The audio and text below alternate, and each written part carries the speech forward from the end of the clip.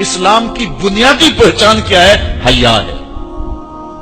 جب ہم نے اسلام کے دامن کو چھوڑ دیا ہے، یہ رسم حنا کے نام سے بدتمیزی یہ کس معاشرے سے ہم نے لی ہے؟ ہمارا تو رب یہ بھی گوارا نہیں کرتا کہ ہفتے کے دن کی تعظیم ہو اور اونٹ کا گوشت ایک بندہ ترک کرے یہودیت کی رسم سمجھ کے، اسلام سے ٹکراتا نہیں ہے، پھر بھی جو ہے وہ اسلام اس کو گوارا نہیں کرتا۔ اور کیا بہوؤں بیٹیوں کا تماشا لگایا، اور نیم برہنہ بیٹیاں لوگوں کی شہوانی نگاہوں کے سامنے ہیں، اور باپ بھی کھڑا ہے اور بیٹا بھی کھڑا ہے، نہ باپ کی آنکھوں میں حیا ہے، نہ بیٹے کی نظروں میں حیا ہے، نہ بھائیوں میں غیرت ہے، اور کہتے ہو اللہ کی رحمتیں ہمارے اوپر نازل ہوں۔ یہ تو شکر کرو پتھر نہیں برستے محمد عربی کے قدموں کا صدقہ۔ اگر ان کی رحمت نہ ہو درمیان میں، ابھی آگ لگ جائے دونوں جہاں میں۔ یہ تو ان کی رحمت ہے کہ پتھر نہیں برستے۔ پچھلی قوموں نے ایک ایک جرم کیا، کسی کے اوپر پتھر برسے، کسی کے اوپر خون برسا، کسی کے اوپر ایسا زلزلہ آیا کہ نیچے والی جگہ اوپر اور اوپر والی بستیاں نیچے۔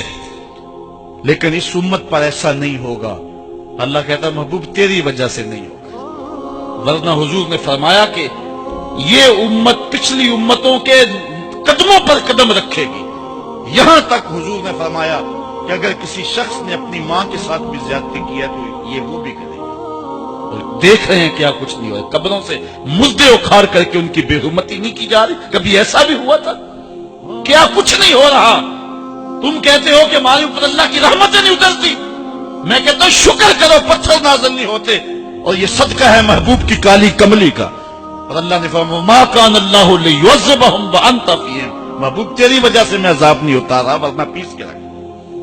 تو ہم اپنے آپ کو دیکھیں، اپنے کردار کو دیکھیں، اپنے حوال کو دیکھیں، سر سے لے کر پاؤں تک ہم اسلام میں آ جائیں، چھوڑیں آدھا تیتر آدھا بٹیر، جہاں جی چاہا اسلام کے دامن میں آگے اور جہاں جی چاہا ادھر چلے جائیں، مسجد میں بھی چندہ دیا اور ہوٹل میں بھی شراب پی، رب بھی خوش رہے شیطان بھی راضی رہے، ایسا نہیں ہوگا۔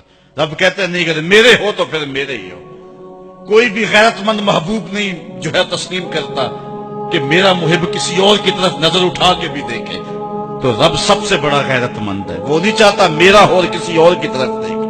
تم کون ہے؟ مغربی تہذیب لگتی کیا ہے تمہاری؟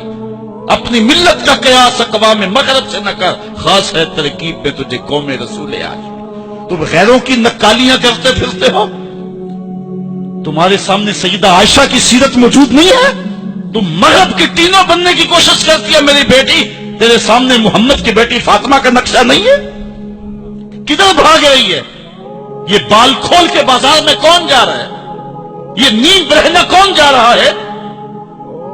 دیکھ محمد عربی تجھے کیا آواز دے رہے ہیں، ان کا لہجہ کیا، اس کو سن اور زندگی کو اس کی مطابقت میں گزار۔ اصل ہمارے دل زنگ آلود ہو گئے، اس دنیا کے اس ماحول نے ہمیں اس طرح کر دیا ہے کہ آج ہمیں سمجھ نہیں آ رہی کہ ہم کدھر جائیں۔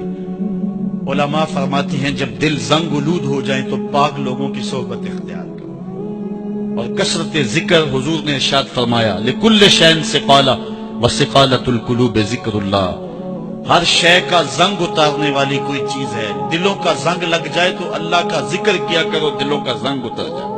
اور ایک اور حدیث میں حضور نے دلوں کا اور من کا میل اتارنے کے دو نسخے بیان کیے، ایک کثرت کے ساتھ موت کو یاد کرنا، کثرت کے ساتھ موت کا تذکرہ، اور دوسرا کثرت کے ساتھ جو ہے وہ تلاوت کلام مجید۔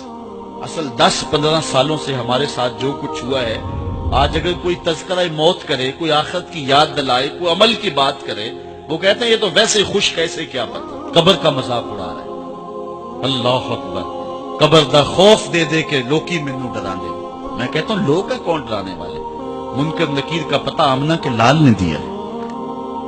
قوم کو بے عمل بنایا جا رہا ہے، اور ان کے سینے سے خوف خدا اور خشیت الہی جو ہے وہ کچھ جا رہی ہے، اور یہ سب کچھ دین کے نام پہ کیا جا رہا ہے، اور چند مفاد پرست لوگوں نے ترغیب اور ترغیب جو کہ اسلام کا مزاج ہے، تبشیر اور تنذیر نبی کا منصب ہے، اس کا مذاق اڑا کے رکھ دیا، اور انہوں نے ایک متوازی دین دے دیا ہے، جس کے نتیجے کے اندر قوم کی بے عملی جو ہے وہ پختہ تر ہو گئی، اور اس کو وہ دین کا رنگ دے رہے ہیں۔